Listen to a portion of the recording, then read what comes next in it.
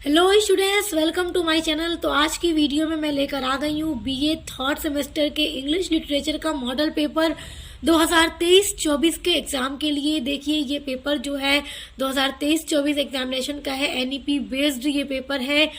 और ये British and American drama जो स्टूडेंट्स थर्ड सेमेस्टर में पढ़ते हैं उनका ये मॉडल पेपर है। तो चलिए देखते हैं कि किस तरह का पेपर पूछा गया था, कैसे प्रश्न आए थे और कैसे कैसे क्वेश्चंस आपसे पूछे जाएंगे।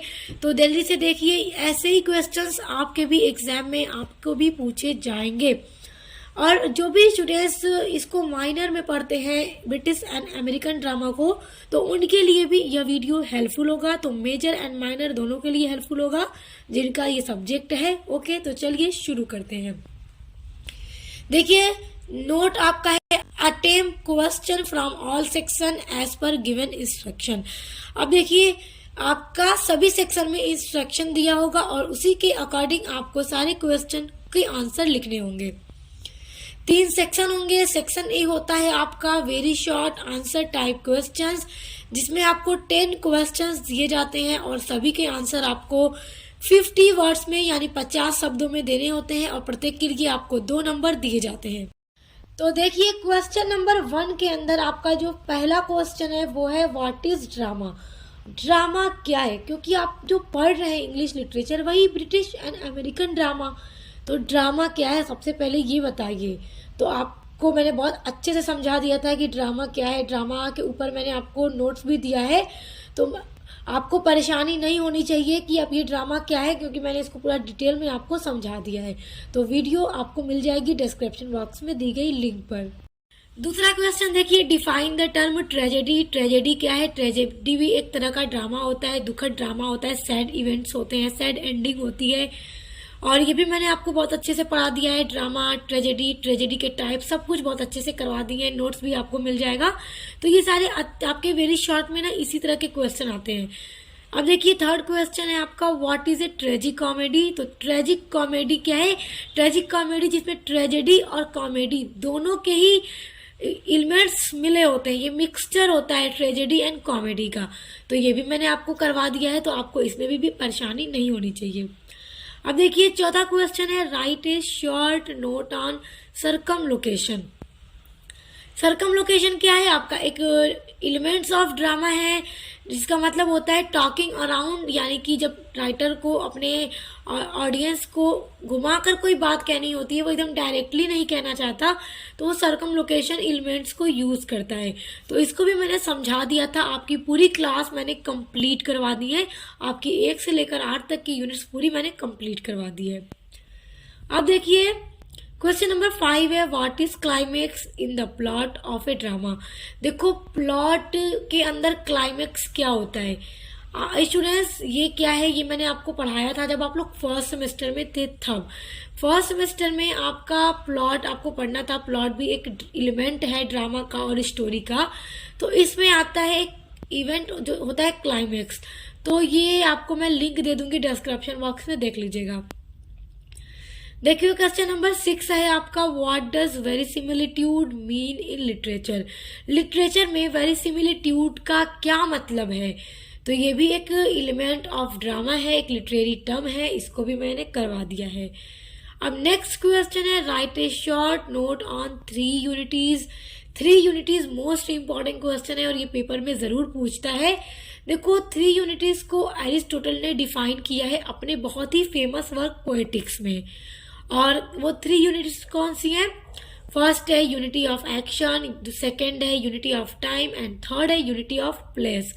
तो उस पर भी डिटेल में मैंने वीडियो अपलोड की हुई है, तो आपको सब कुछ मिलेगा पूरा डिटेल में मेरे चैनल पर। क्वेश्चन नंबर 8 देखिए, define plot of a drama. Drama में प्लॉट क्या होता है? देखो, प्लॉट ना सबसे इंपॉर्टेंट एलिमेंट होता है, समझ लीजिए, क्योंकि प्लॉट का मतलब होता है कि sequence of incidents of any drama. किसी भी ड्रामा के अंदर जितने भी इवेंट्स, जो भी घटनाएं हो रही हैं, उनका सीक्वेंस प्लॉट कहलाता है। जो बारी बारी जो घटनाएं होती हैं सब, तो पूरा आपको मिलेगा मेरे चैनल पे। नेक्स्ट है who is Constance Neville in the play she stoops to conquer. तो शी स्टूप्स टू कंकर ये प्ले है आपके सिलेबस में, इसको मैंने पढ़ा दिया है। और उसमें नेवल कौन है? मिसेस हास कास्टल की नीस होती है, भतीजी है। तो ड्रामा आप लोग पढ़ लीजिएगा तो आपके सारे ये क्वेश्चन सॉल्व हो जाएंगे आपका।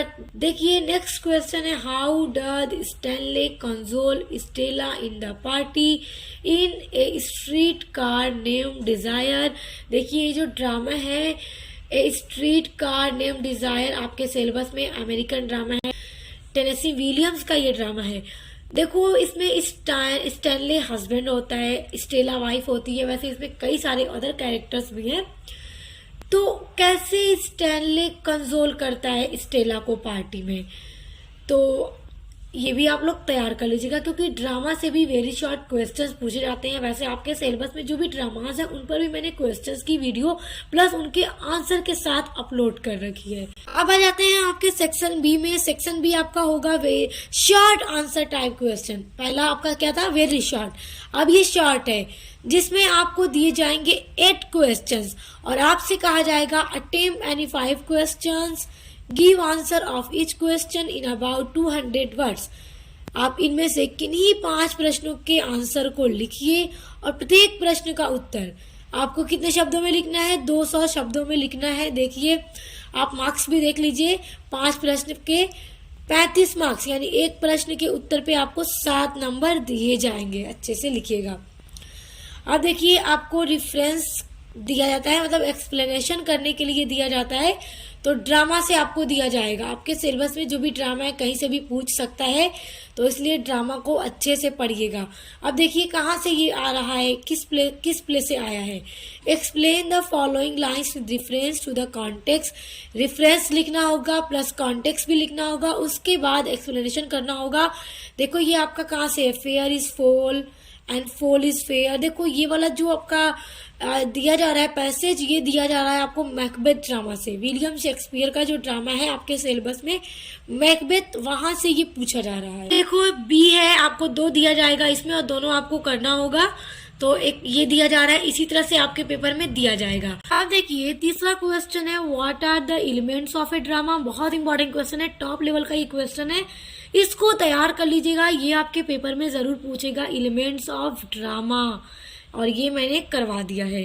अब देखिए क्वेश्चन नंबर 4 है, व्हाट इज कॉमेडी। कॉमेडी क्या है? कॉमेडी का ड्रामा होता है जो पूरी तरह से अम्यूजिंग इफेक्ट से भरा होता है, जिसका पर्पस होता है ऑडियंस को हंसाना, एंटरटेन कराना ऑडियंस को। Discuss the type of comedy with examples. और कॉमेडी कितने टाइप का है एग्जाम्पल के थ्रू लिखिए। तो कॉमेडी के टाइप सब कुछ मैं करवा दिया है, पूरी क्लास करा दी है मैंने आपकी। अब देखिए नेक्स्ट क्वेश्चन है, give a character sketch of Kate Hardcastle. देखो केट हार्डकास्टल का कैरेक्टर स्केच बहुत इंपॉर्टेंट है। उसके अलावा आपके सिलेबस में और भी जितने ड्रामा है उनमें जो भी हीरोइन है प्ले की, सबका कैरेक्टर स्केच याद रखिएगा। जैसे रैना का कैरेक्टर स्केच हो गया, डेस्डेमोना का हो गया, ये सारा पूछता है एग्जाम में, तो इसलिए तैयार रखिएगा। मैंने वीडियो सब पे अपलोड की हुई है। अब देखिए क्वेश्चन नंबर 6 है, what is the significance of the title she stoops to conquer. अब देखिए शी स्टूप्स टू कंकर जो ड्रामा है आपके सिलेबस में, उसका जो टाइटल है उसका सिग्निफिकेंस क्या है।